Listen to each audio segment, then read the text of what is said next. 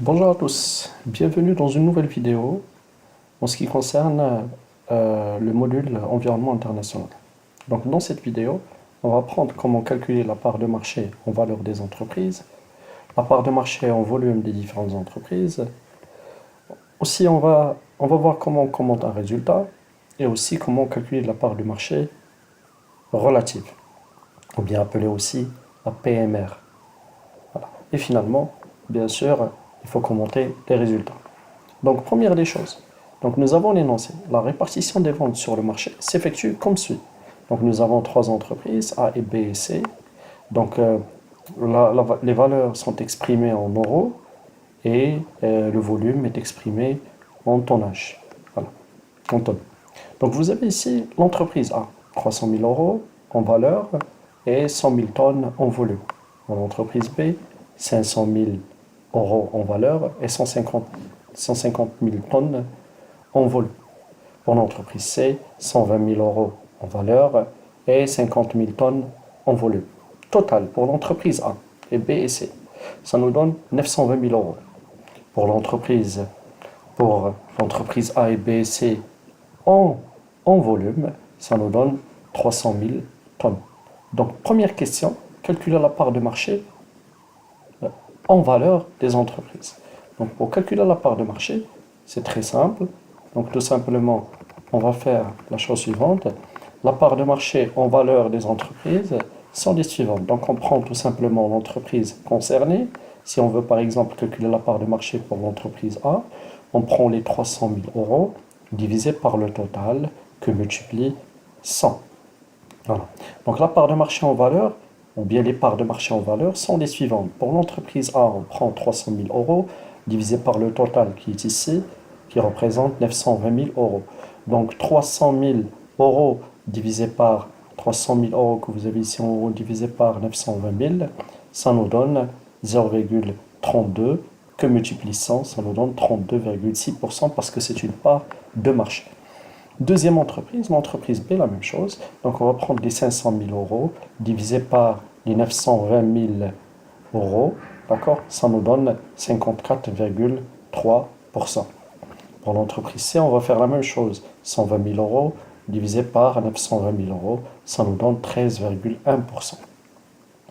Donc ça, en ce qui concerne les parts de marché en volume, valeur. Maintenant, on va passer au calcul de la part de marché en volume. Donc la même chose, donc, sauf que cette fois-ci, on va travailler avec la colonne où il y a le volume et non pas la valeur. Donc on va prendre les 100 000 tonnes divisé par 300 000 tonnes pour l'entreprise A et ça nous donne un résultat de 33%. D'accord? Pour l'entreprise B, c'est la même chose. On va prendre les 150 000 tonnes divisé par 300 000 tonnes que vous avez ici et ça nous donne tout simplement 50% que vous avez là. D'accord? Et pour l'entreprise C, la même chose, le même principe. D'accord? On va prendre les 100 000 tonnes, encore une fois, divisé par les 300 000 tonnes. Ça nous donne tout simplement ce que vous avez ici. D'accord? C'est 16,7%. Donc maintenant, on passe à commenter les résultats. Commenter les résultats, tout simplement, en se basant sur les valeurs que nous avons maintenant devant nous, c'est-à-dire les pourcentages que nous avons retrouvés. D'accord? Donc pour l'entreprise B, c'est 53,3%, c'est l'entreprise la plus élevée, que ce soit en valeur, ou bien si on vérifie aussi en volume, on va retrouver 50%, c'est le pourcentage le plus élevé aussi en volume. Donc qu'est-ce qu'on va dire? On va dire tout simplement que l'entreprise B est le leader incontesté du marché, voilà, aussi bien en valeur qu'en volume, tout simplement.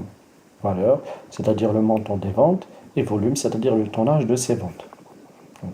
Donc je répète encore une fois, l'entreprise B, parce que l'entreprise qui a le plus grand pourcentage, que ce soit en valeur ou bien en volume, en valeur elle représente 54,3%, en volume elle représente 50%. Donc l'entreprise B est le leader incontesté du marché, aussi bien en valeur qu'en volume. Donc ici vous avez les parts de marché, relatives. Les parts de marché relatives, PDMR. Donc, comment on obtient la part de marché relative? On prend tout simplement le pourcentage pour l'entreprise A en pourcentage de l'entreprise A. Il faut le diviser par le plus grand pourcentage que nous avons ici. Toujours, on va travailler avec des valeurs. Voilà, on s'intéresse beaucoup plus aux valeurs. Donc, on va prendre le pourcentage des valeurs divisé par le plus grand pourcentage que nous avons ici, c'est celui de l'entreprise B, c'est-à-dire 32,6%, c'est ce que vous avez ici, d'accord? Divisé par 54,3, parce que 54,3 ici, c'est le pourcentage le plus élevé. On retrouve 0,6. Pour l'entreprise B, c'est la même chose. Donc on va prendre 54,3 divisé par le pourcentage qui reste, hein, le pourcentage le plus élevé entre les deux pourcentages.